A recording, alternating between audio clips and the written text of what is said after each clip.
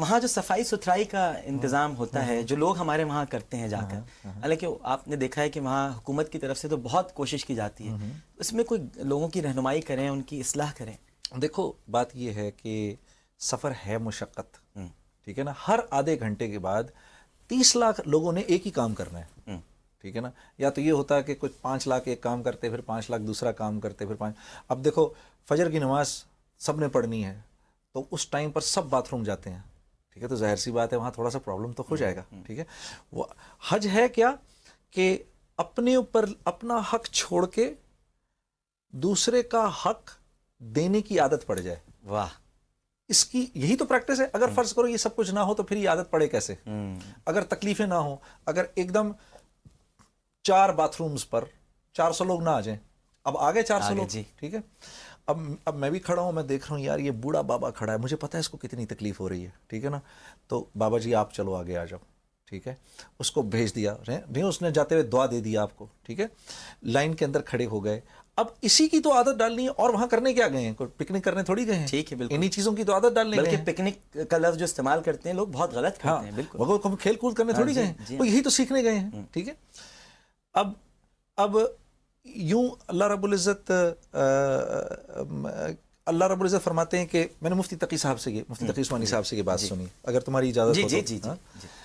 تو کہ ہم وہاں سیکھنے کیا جاتے ہیں کہ جیسے اللہ رب العزت قرآن میں فرماتے ہیں کہ میرا ذکر کرو تو ذرا خفی میں کرو، آرام سے کرو. وہاں بالکل بات الٹ ہے. اونچی اونچی آواز میں کہو لبیک اللہم لبیک، واہ، ٹھیک ہے. وہاں یہ کہو. اچھا، اب مجھے اس کی لاجک نہیں سمجھ میں آ رہی، ٹھیک ہے. پھر جب کوئی کسی کے گھر مہمان جاتا ہے تو اچھے اچھے کپڑے پہن کے جاتا ہے. اللہ رب العزت فرمانے سارے کپڑے اتار کے 2 چادروں میں لپٹ کے آ جاؤ میرے پاس. کوئی خوشبو نہیں لگانی، سر میں اگر جوں بھی پڑی ہوئے تو وہ بھی نہیں ہلانی، بلکہ اگر تو نے کھجاتے ہوئے تیرا بال گرا تو دم دینا پڑے گا، ٹھیک ہے. اسی طرح اٹھ کے آ جاؤ. اچھا جی، تو بات سمجھ میں نہیں آ رہی. تو اللہ فرما رہے ہیں میری باتیں تمہیں سمجھ میں آئے نہ آئیں، تم نے اس بات کی عادت ڈالنی ہے کہ جب میرا حکم آئے گا بس اینڈ ہے وہاں پر. اس میں لاجک نہیں تلاش کرنی ہے، لاجک نہیں تلاش کرنی، ٹھیک ہے. اب حرم میں 1 لاکھ نماز کا ثواب ہے، ٹھیک ہے. اور مینا کے دن حکم ہے کہ وہاں پر 5 نمازیں پڑھنی ہیں. اب جس دن مینا میں 5 نمازیں پڑھنی ہیں، میں اگر حرم میں کہوں یار شکر ہے اللہ کا سارا حرم خالی ہے، میں جا کے وہاں نمازیں پڑھتا ہوں، ٹھیک ہے. اب مجھے 1 لاکھ نماز کا ثواب ملے گا؟ نہیں ملے گا. کیوں نہیں ملے گا؟ اب تو یہ چیز یہ پروف کرتی ہے کہ نہ جگہ کی کوئی اہمیت ہے، نہ ٹائم کی کوئی اہمیت ہے، حکم کی اہمیت ہے، ٹھیک ہے نا. اللہ کے حکم اب سمجھ میں آئے نہ آئے.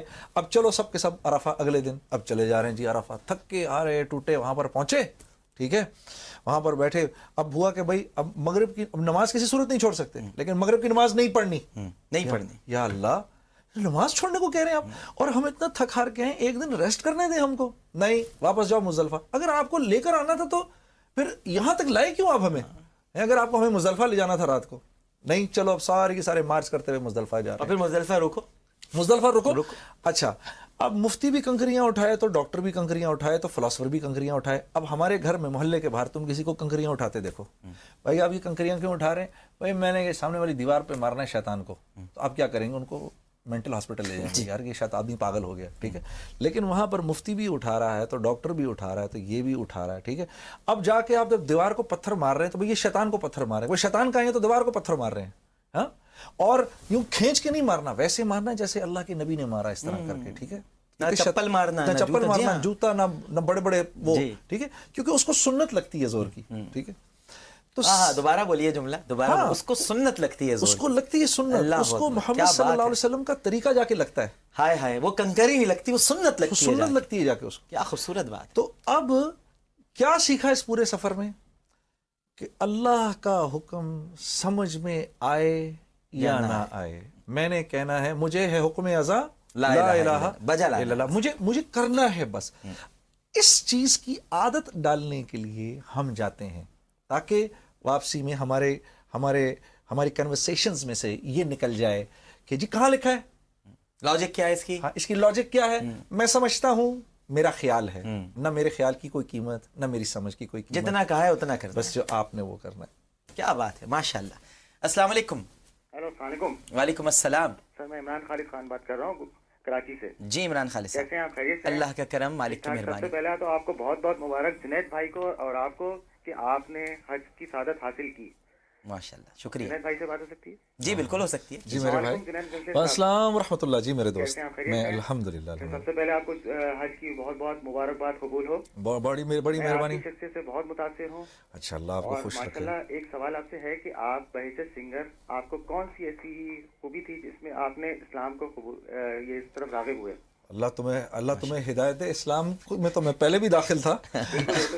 ماشاءاللہ آپ کے جو نور ہیں ان سے میں اتنا متاثر ہوں کہ وہ آپ سے اتنے انسپائر ہیں کہ ان سے بات نہیں ہو پا رہی. میرے عزیز دوست، تم سے اور اپنی بہنوں سے اور بھائیوں سے میری ایک درخواست ہے کہ ایک چھوٹا سا، اگر تم کہو اجازت ہو عامر بھائی کی، تو وہ امام احمد بن حنبل کے انتقال کا وقت آیا. جی. تو میں نے پہلے بھی تمہارے پروگرام میں یہ بات کی تھی. ان کے انتقال کا وقت آیا تو غشی طاری ہو گئی. تو غشی میں ان کے منہ سے نکلا ابھی نہیں ابھی نہیں ابھی نہیں. تو جب ہوش میں آئے تو بیٹے نے پوچھا کہ آپ یہ کیا کہہ رہے تھے؟ کہا میرے پاس شیطان آیا، کہا احمد تو میرے ہاتھوں بچ گیا. تو میں نے کہا ابھی نہیں ابھی نہیں ابھی نہیں، جب تک آخری سانس نہ نکل جائے ہم اس کے ہاتھ سے بچے ہوئے نہیں ہیں. تو آپ میری استقامت کے لیے دعا کریں کہ اللہ رب العزت مجھے اس طرح پار لگا دیں. اگر موت اس حال میں آ گئی ہے کہ یہاں استقبال ہو اور فرشتے لینے آئیں اور اللہ کی رضا نظر آئے، پھر میں کامیاب ہو گیا. ٹھیک ہے، ابھی نہیں ابھی نہیں ابھی نہیں ابھی نہیں. السلام علیکم. السلام علیکم. وعلیکم السلام. کون صاحبہ بات کر رہی ہیں؟ میں مسز عامر بات کر رہی ہوں. جی مسز عامر، کہاں سے بات کر رہی ہیں؟ میں گلشن اقبال سے بات کر رہی ہوں. جی سب سے پہلے تو آپ کو اور جنید بھائی کو بہت بہت حج مبارک ہو. بڑی مہربانی آپ اور کی، شکریہ. جنید بھائی سے تو خاص بات کہنی چاہتی ہوں. جی حاضر بہن حاضر. السلام علیکم. وعلیکم السلام. جی جی جی مسز عامر، میں یہی کہنا چاہتی ہوں کہ میں ابھی ریسنٹلی عمرے پہ گئی تھی اور لاسٹ جو ہے نا میں حج پہ گئی تھی. تو میری فیلنگس تو بالکل، مطلب میں نے جب فرسٹ ٹائم دیکھا تھا تو بالکل میں دیکھتے ہی رہ گئی تھی اور یقین ہی نہیں آ رہا تھا.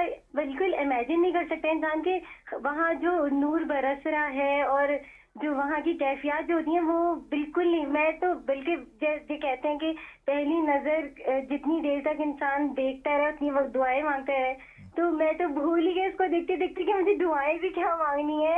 اور بہت ہی خوبصورت جگہ ہے. ماشاء اللہ. تو اور آپ سے مجھے یہ پوچھنا ہے کہ آپ کی کیا فیلنگس تھیں جب آپ نے پہلی نظر میں دیکھا تھا؟ ہماری فیلنگس تو، ہم تو کالا دل لے کر گئے تھے ادھر. ہماری تو فیلنگس بس اللہ ہی معاف کرے، بس اللہ اپنے کرم سے اور فضل سے معاف کر دے. اتنی اچھی فیلنگس تو میری نہیں تھی. مجھے تو آپ کی بات سن کر آپ پر رشک آ رہا ہے کہ ماشاءاللہ اللہ نے آپ کو ایسی توفیق دی.